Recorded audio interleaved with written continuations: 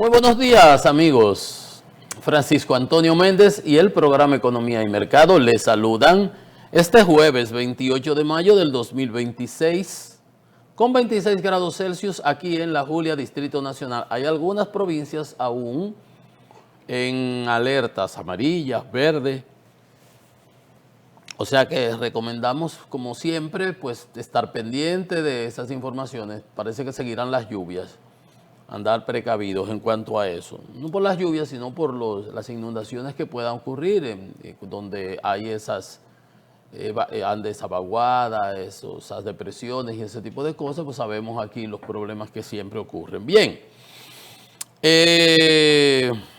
a nivel internacional siguen los bombardeos, se están discutiendo, pero atacan aquí, atacan allá. Estuvo reunido el presidente Donald Trump después de su visita al hospital, ayer le decíamos, con su gabinete, a dar declaraciones, algunas es el mismo círculo vicioso, o prácticamente lo mismo, recurrente, que sí, que no voy a aceptar presión, que no estoy presionado por el tiempo, los combustibles suben, bajan, los mercados reaccionan,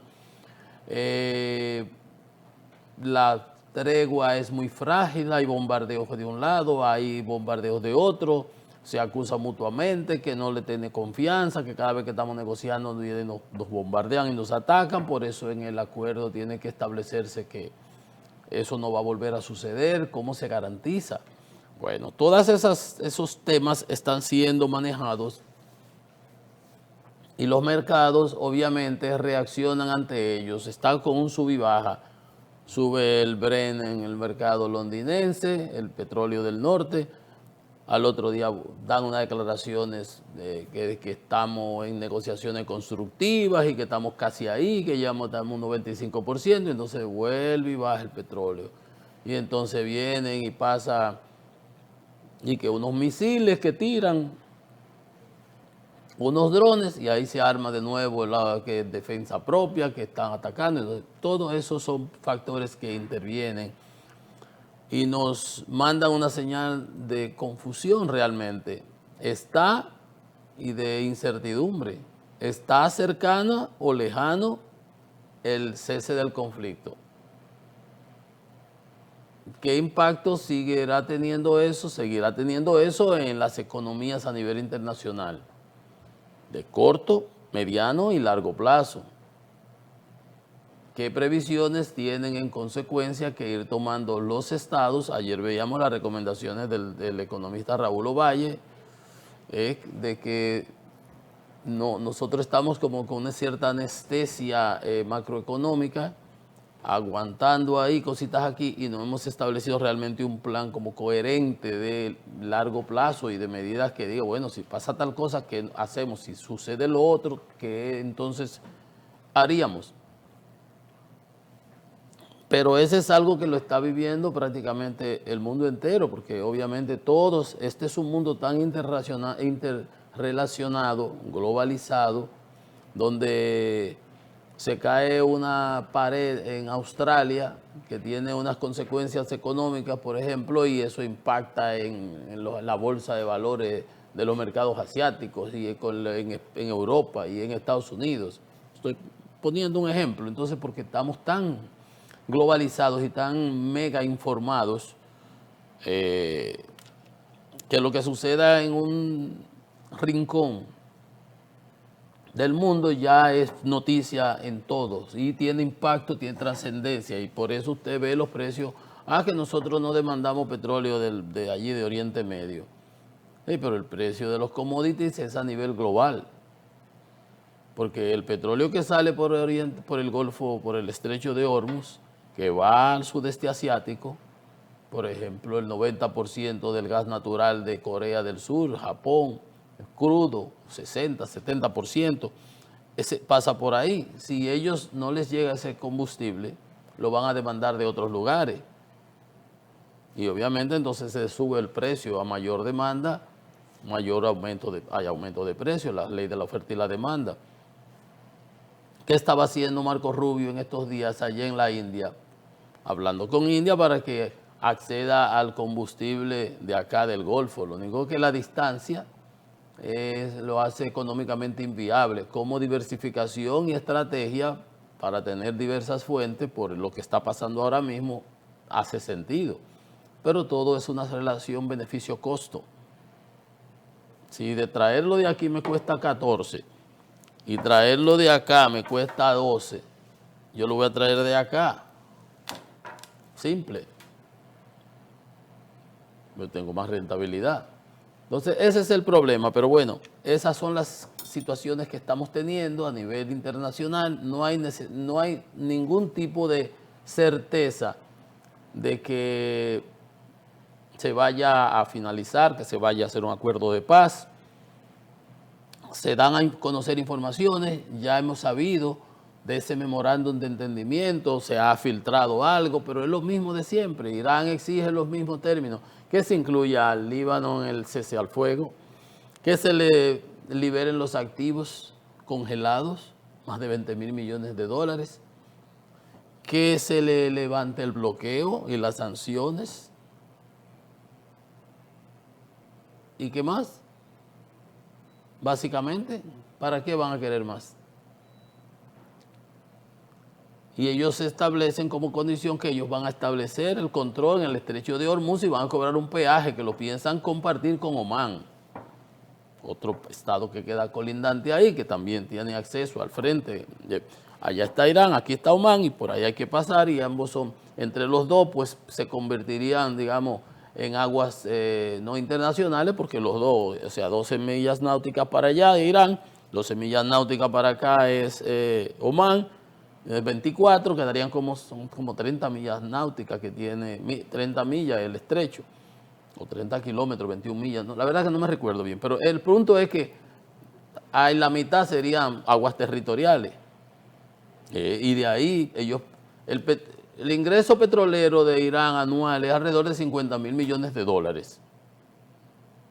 Y con ese peaje se calcula que puede llegar hasta 100.000. O sea que van a tener más recursos porque ellos piden una reparación de daños. Trump no está en entrar en eso porque desafortunadamente cuando usted no sabe para dónde va, cualquier camino le queda lejos. Esa es una guerra de la ignorancia. Todo el mundo sabía, todo el mundo, hasta los chinos de Bonao, que si usted atacaba a Irán, lo sabían todos los presidentes desde el 1979 a la fecha, cuando subieron los ayatolas, que si usted atacaba a Irán, la única carta que tenía, tú tienes poder militar, poderío de todo para destruirlo. Eso no era secreto, era una guerra asimétrica. Pero había una situación geográfica que implicaba ese estrecho que lo iba a bloquear Irán. Y ahora con la tecnología lo bloquea mucho más fácilmente con esas minas magnéticas que la tiran en el fondo del mar, y cuando pasa un tanquero de esos súper grandes, entonces que sube y se le pega y ¡boom! Entonces no hay modo, y eso es complicadísimo. Hay cantidad de tipos de minas, los drones que no existían hace 10 años. Y Ucrania está dando clases de drones en la guerra con Rusia. Irán le facilita los Shahed rusos a Rusia. ¿Te recuerdan? Y le da la tecnología que Rusia no los tenía, esos drones kamikaze.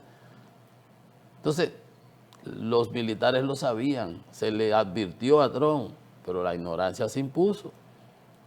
Que cómo va a ser que Irán esté atacando a los vecinos, nadie pensaba que iba, pero eso estaba en los manuales. Lo mínimo que iba a hacer Irán, lo había dicho, era atacar a los aliados donde están las bases militares americanas.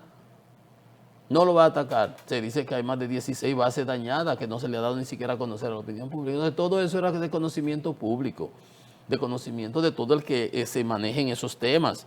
Entonces se toma la decisión y se ha armado este lío. Y ahora Trump no encuentra cómo salir. Y las negociaciones, por donde yo quería llegar, era que cualquier tipo de negociación a la que llegue ahora prácticamente es peor al acuerdo que se había tomado con Obama, que es el odio de sus ojos, de Trump, que él lo suspendió en el 17, que nada más establecía que Irán podía enriquecer hasta 3.7% del uranio que le daba para las plantas nucleares. Como él lo suspendió, Irán dejó de permitir que entraran los supervisores de la Agencia Internacional de Atómica y enriqueció uranio hasta 60%. Y Cuando se llegue ahí, ya de 60 a 90 está a un paso, y en 90 ya sí tiene poder para una bomba de fisión nuclear. Pues entonces, cualquier acuerdo al que llegue, restablecer el paso al estrecho de Hormuz. Eso es uno de los fundamentos ahora mismo, porque eso es lo que tiene el petróleo y los combustibles, el gas, el fertilizante, el helio, todo encampanado por las nubes y la inflación. Abrir el estrecho de Hormuz, eso sería un logro, pero eso estaba abierto antes de la guerra.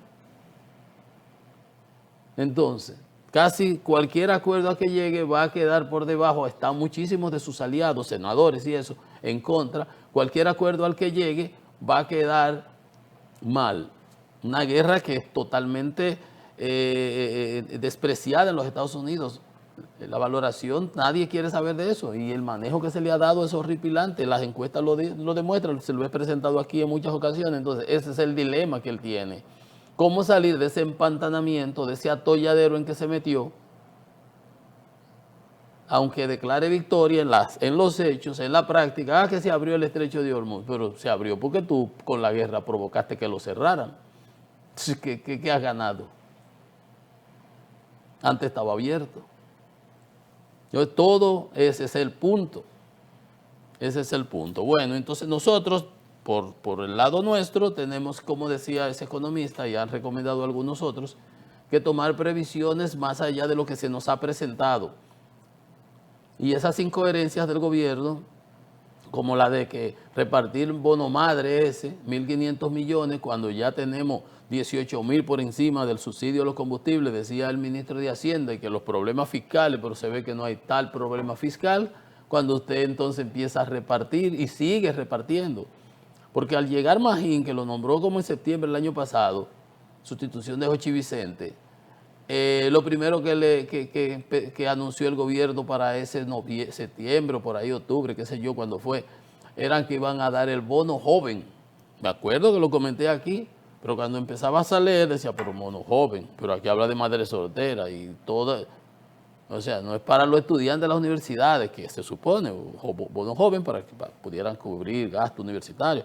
Madre soltera, digo, y que tienen que la madre soltera con esto. Porque si ella no estudia, ella puede ser joven, vieja o soltera, pero si no estudia, ¿cuál era? Ah, discapacitado. No es que estemos en desacuerdo en que se le dé un apoyo aquí, apoyo al otro, no, es que tiene que haber coherencia. Si es con un fin, para que los muchachos jóvenes puedan prepararse, que en el Infotec, en el ITRA, que en la universidad A, B o C, y cubrir sus costos básicos, perfecto, entonces eso tiene una lógica. Y esa es la lógica de desarrollo, de esa famosa frase, ese proverbio chino, creo que es, que no le des un pescado, dale una vara y enséñalo a pescar. Porque el pescado se lo va a comer y ya. Pero si tiene la vara, va a pescar hoy, va a pescar mañana, o sea, será productivo, no va a necesitar ya que anden dándole regalos, ni mendigando. Entonces, ese apoyo a esos jóvenes, igual que las ayudas condicionadas, cuando se diseñó del desayuno escolar y eso, en el gobierno del presidente Fernández, creo que fue para el 96 o el 2000, no importa, 2004, cuando fuera, eso estaba contemplado que se le daban 500 pesos a las madres, pero tenían la obligación de mandar los niños a las escuelas, porque la educación es el mejor mecanismo, el más eficiente y el probado para lograr sacar de la pobreza y hacer que haya un ascenso social. Pero no por dar, reparte y reparte. Ahí está la señora que dijo, yo me voy a comprar un inversor, va a tener que juntar para ponerle a un inversor, y no está mal. Pero en una situación como esta, como yo decía, no es que esté ni en desacuerdo con eso, es que hay timing para todo. Tiene que haber prelación, tiene que haber prioridades.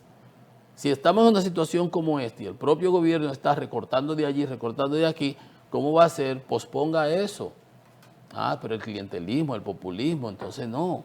Entonces, ¿en qué estamos? ¿En el peso y medio o en el 1.50? Y no sabemos qué vaya a pasar por allá. Y lo que vemos, como empecé hablando, son mensajes totalmente contradictorios. Trump dice que los iraníes están de rodillas, rogándole, pidiéndole. Todo el mundo siempre anda pidiéndole a él. Cuando tú entras en la realidad, te das cuenta que no es verdad. Que los chinos están llamándome para negociar, porque después le subió a 145 los impuestos. Y China dice, nosotros no estamos llamando a nadie. Usted hizo su lío, usted lo arregla. China le subió los impuestos a 125 y no le subieron más de que a 200, 300, porque equivale. Ya cuando tú aumentas el doble a un producto es como si fuera un embargo. No hay que hacerse loco, ni 180 o 200. Con que tú le metas 70, 80% de impuestos, ya eso es casi un embargo. No hay manera de comprarlo. Entonces, hemos visto que siempre es así. Entonces, uno no puede aquí planificar con una certeza, ni nadie en el mundo, de qué va a pasar allá. Sabiendo que aún se negocie hoy, por lo menos para restablecer lo que estuvo antes de, los flujos de antes del 28 de febrero, se tomará por lo menos un mes para restablecerlo en un 30 o un 50%, como yo les decía ayer. Que restablecer la situación ex ante de la guerra, o sea, a la posición anterior, digamos, febrero 15, lo que estaba normal antes, habrá que esperar por lo menos 6, 7 meses, dicen los especialistas. Entonces tú tienes que planificar en ese sentido, en ese tenor, pero las incoherencias administrativas y cosas que no se entienden, prioridades deben irse poniendo adelante y desechando otras. Y esa era una muestra, eso de que repartir un bono el año pasado se entendía, aceptable, no teníamos esos problemas. El anterior también. El año que viene, pues se puede dar hasta el doble, pero en este no. Porque en este que tenemos el lío y el problema, una vez salgamos de esto, pues entonces cualquier otra cosa, pero entonces tiene que haber coherencia.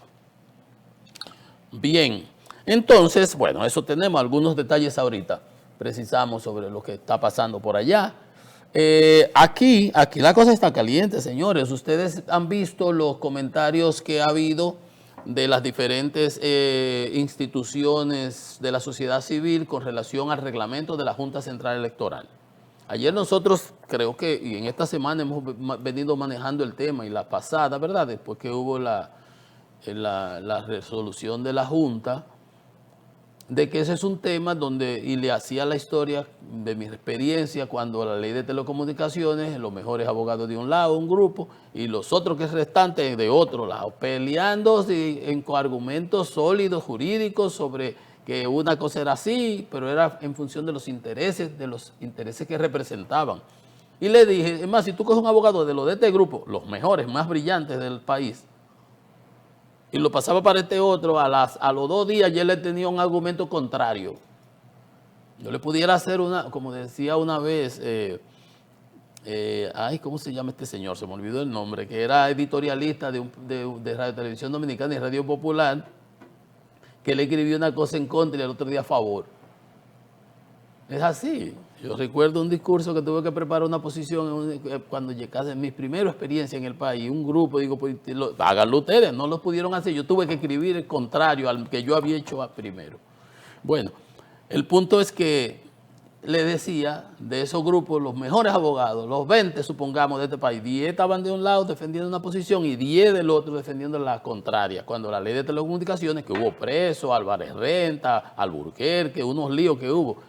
Y yo le decía, tú sacas uno de aquí, lo pones para el otro lado y va a salirte con los argumentos contrarios. O sea que aquí, todos esos que ustedes oyen hablando, fuera de los temas, además hay por asunto de principio y ese tipo de cosas, los temas legales, aquí todo el mundo sabe por dónde le entra el agua al coco. La autoridad máxima en términos electorales, como lo demostró, como siempre, como lo garantiza la Constitución, es la Junta Central. Estos temas de que si es violatorio a derechos, si coarta, si la libertad de expresión, la publicación y eso, se dilucida en los tribunales, que se lleve a los tribunales. Ahora he visto por ahí gente diciendo que ellos van a publicar, salga Pato Gallareta. ¿Qué interés tienen de darse a conocer, de dar a conocer esos números? Porque aquí también sabemos cómo se han usado las encuestas como mecanismo de manipulación pura y dura. Manipulación pura y dura de posicionar una figura y destruir las otras y minimizarlas y obviamente y generar una percepción. Entonces eso es como una valla anunciadora, como una guaguita de esas que van por los barrios anunciando piña, guayaba. Es lo mismo. Y esos medios de comunicación que se quieren también vender porque usted sabe por dónde le entra el agua al coco, a qué obedecen. Entonces quien más tiene, el que tiene más saliva come más hojaldre. ¿Quién tiene más saliva? El que tiene más recursos. ¿Quién tiene más recursos? Desde siempre el Estado. Entonces ya se ha hecho en anteriores ocasiones, se hizo en el gobierno de Leonilo, andaba Peralta, yo le dije aquí, con las encuestas aquí debajo del brazo, presentando 3 encuestas, en todo lo iba a los medios, muy arrogante, muchas cosas. Nosotros tenemos que tanto, ok, del gobierno pasado lo hizo, y ahí estaba, trajeron una mexicana, el grupo de este donde, que ellos tenían a Galo, que Galo vendió, no se sabe si es del que estaba antes, si es de otro, nadie se sabe quién es que está por ahí, pero obviamente pueden sacarte 700 encuestas y las usan como mecanismo de manipulación, de colocación. Que ver las fichas técnicas, pero tú no sabes si los datos que levantaron o el número que te están poniendo ahí, si lo cambiaron o yo lo pongo. El papel aguanta todo. Usted no ve las informaciones que dan de la criminalidad y de los crecimientos y la que sé yo qué. Yo aquí encuero esas cosas. Como encueré la de Galo. No me va a venir a mí con que 64% de la población entiende que vamos mal, que la economía está peor, que la deuda está mal manejada, que la pobreza también, y estamos bien. El mismo escritor del periódico, el director, dice malestar ciudadano, pero entonces pone una bobería ahí, y que no, que porque el gobierno está sostenido porque turismo. ¿Y qué saben de en San Cristóbal de turismo, en Baní, en San Juan? Saben de turismo en Puerto Plata, en Higüey, en Pedernales, que saben de turismo, ni en Neiva, ni en Dajabón, ni en Montecristi, ni en Vicente Noble. Pero te pusieron de que por eso era que el gobierno estaba parado, o sea, manipulado. Pero al final del día, cada cual tiene sus intereses, yo diría pues legítimo, pero la autoridad es la Junta. Entonces, si usted no está de acuerdo con lo que la Junta ha establecido, usted va a los tribunales. Y que se diluciden los tribunales. Pero aquí sabemos todo, ese afán de que yo voy a publicar porque tengo que publicarlas, que yo estoy publicando y que yo soy, como si que fueran íntegros, como que fueran no, ellos son la Madre Teresa de Calcuta. Mahatma Gandhi, ellos, no, el dueño de un periódico, tú a saber dónde sacaron, cómo se hicieron, cómo llegaron, y entonces nosotros tenemos que creer en la idoneidad, pulcritud y qué sé yo qué, porque andan dando unos números ahí. No sean pendejos. Pero bueno, eso es lo que está en la discusión. Usted está en desacuerdo, vaya a los tribunales, ahí está el Tribunal Constitucional. Después, la Junta es la autoridad. Ese desafío, entonces cuando dé la Junta los números de las elecciones en el 28, no te convengan ahora tú tampoco lo vas a aceptar. No, así no es, ¿no? Bien, miren señores, caliente el tema político en el país, definitivamente, con eso de la Junta, con las opiniones. Yo le dije, miren, los partidos se han quedado, no han entrado a la parte jurídica. La parte jurídica hemos oído a los abogados, y por eso le hacía lo de aquella historia mía de la ley de telecomunicaciones. Ellos han estado hablando que si el timing, que si está afectando al partido de gobierno, que por eso no quieren que la publiquen, que si están inflando a uno de los 2 partidos de oposición para que sea la competencia se dé entre la oposición y eso debilita el bando opositor. Todas esas son cosas que se están manejando, barajando en el ambiente. Y usted use su cerebro y calcule, mire las elecciones pasadas, mire, usted está viendo lo que está pasando en la calle, en la ciudad. No se deje llevar mucho de lo que le digan comentaristas, que aquí está todo el mundo jalando para su lado. Ahora, hay quienes se manejan con objetividad. Entonces usted valore, use su cerebro, no se deje manipular ni llevar como los bueyes que lo agarran por aquí y lo llevan ahí, que para eso las hacen. Entonces le decía, caliente el panorama político local. El PRM anuncia que va a modificar sus estatutos como una manera de resolver el problema en ciernes que tiene del consenso, de mantener las actuales autoridades, porque no lo puede hacer si no hay una modificación estatutaria.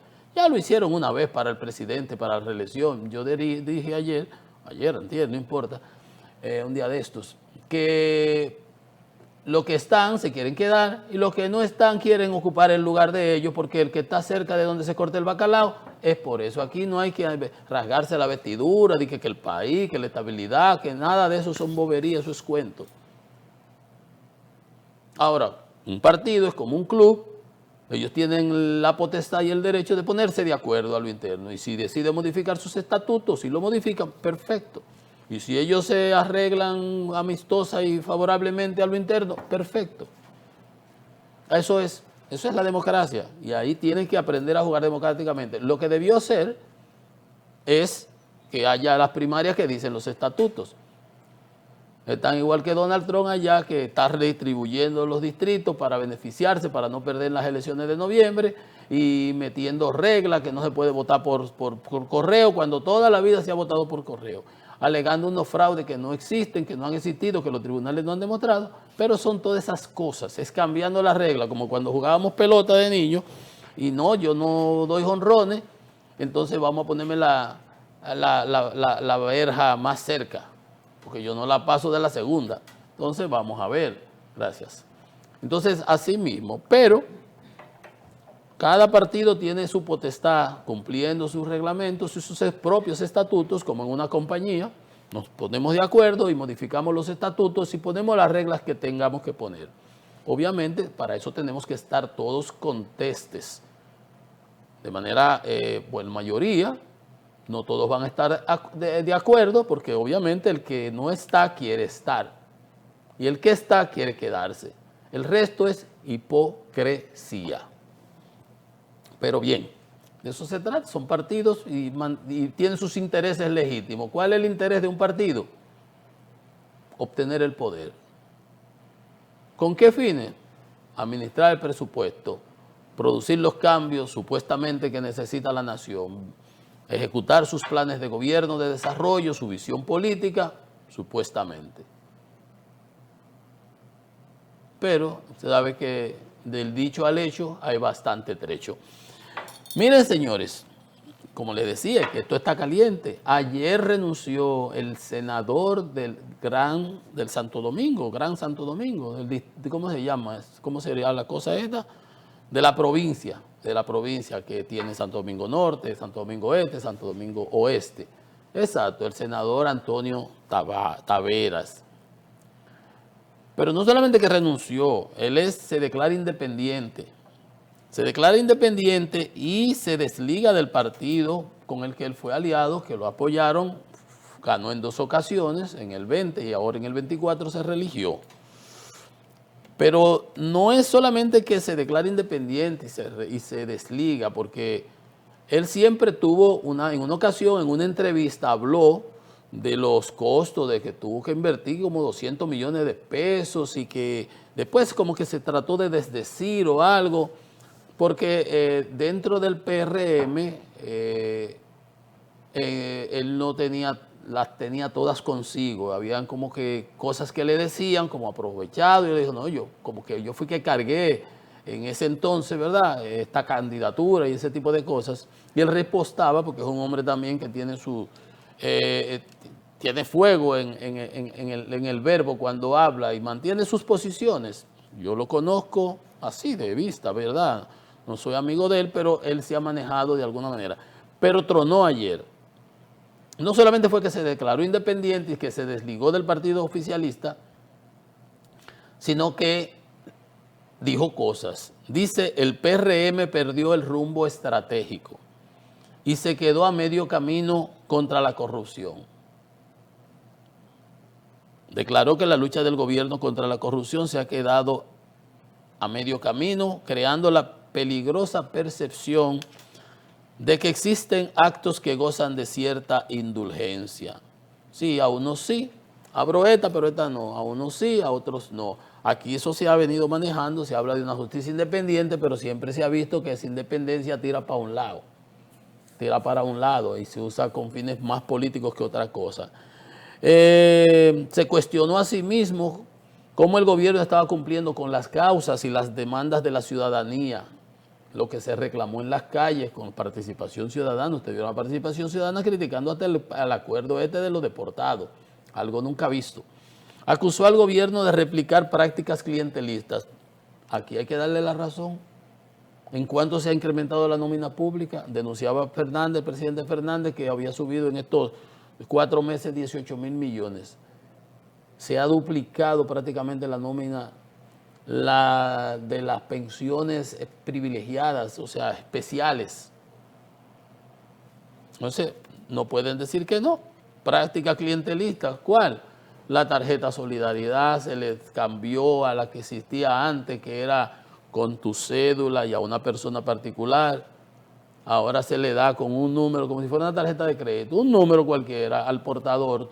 Ustedes vieron el caso en Pedro Grande, la dirigente del PRM, que fue con 90 tarjetas a pagar supermercado, el lío que se armó, le tiraron fotos, salió el escándalo, después ustedes veían a Peñaguaba repartiendo el seguro de Senasa en todos los lados, y el lío que se armó y el desastre. Están presos todavía, pero son unos presos y unos...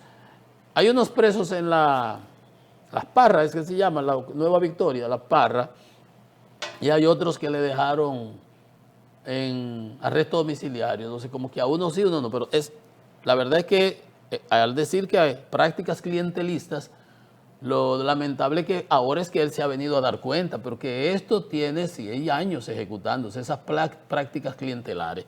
Pero bueno, nunca es tarde si la dicha es buena y siempre hay tiempo para recapacitar. Sigue hablando, dice que el sistema eléctrico sigue siendo una herida abierta muy costosa, que la salud y la seguridad social siguen lacerando la dignidad de los dominicanos. Ese es el senador oficialista hasta ayer por la provincia de Santo Domingo. Estoy leyendo lo que él dijo ayer. Él dio un discurso mucho más extenso, agradecía a sus compañeros, a la ciudadanía, al presidente, que fue el compromiso. El presidente fue el que lo mantuvo ahí. Por eso andan gente diciéndole, sacaliñándole, ¿no? Ingrato, caregato, de todo. Pero él es político y tiene derecho a recapacitar. Dice, estamos atrapados en políticas de corto plazo, replicando viejas prácticas clientelares que solo sirven para alimentar el círculo perverso de la pobreza. Entonces, definitivamente, un senador es una figura importante. Los argumentos que él da de la corrupción es una percepción que existe, que se ha visto solamente para un lado, una percepción, como él dice, indulgencia para ciertos sectores, a algunos protejo a los míos, a los otros los persigo o los uso como ariete. Por ejemplo, ahora el viernes se va a dar a conocer el caso de Calamar, donde están Gonzalo, Peralta y Donald Guerrero. Se acusó que fue porque le dieron un dinero, pero ahí estaba hasta Ángel Loco, sonaba y dijo, bueno, pero el que yo le di dinero fue al presidente Abinader. O sea, hay tantas cosas que obviamente el senador no deja de tener cierta razón cuando habla de esa peligrosa percepción de que hay a quienes se trata con indulgencia. La lotería, creo que el ciego es el que sigue preso. Y así hay muchos otros casos. Doña Milagro denunció 340 y tantos sometidos a la PEPCA. El pasado Contralor de la República, mi amigo Félix Santana, dio a conocer la cantidad de expedientes que había mandado al PEPCA. La denuncia que hizo el coronel Morales, usted no ha oído más nunca al PEPCA. Jenny Berenice llegó ahí, hizo su trabajo, se ganó el premio de que la pusieran como procuradora y ahí eso se haga. O sea, el senador, en cierto modo, cuando habla de las prácticas clientelares y de esa percepción peligrosa de que la corrupción se quedó a medio camino y que nada más se usa para perseguir determinados segmentos, lo lamentable de eso es que él sea ahora que se haya dado cuenta. Pero vamos a una pausa, que esto es Economía y Mercado.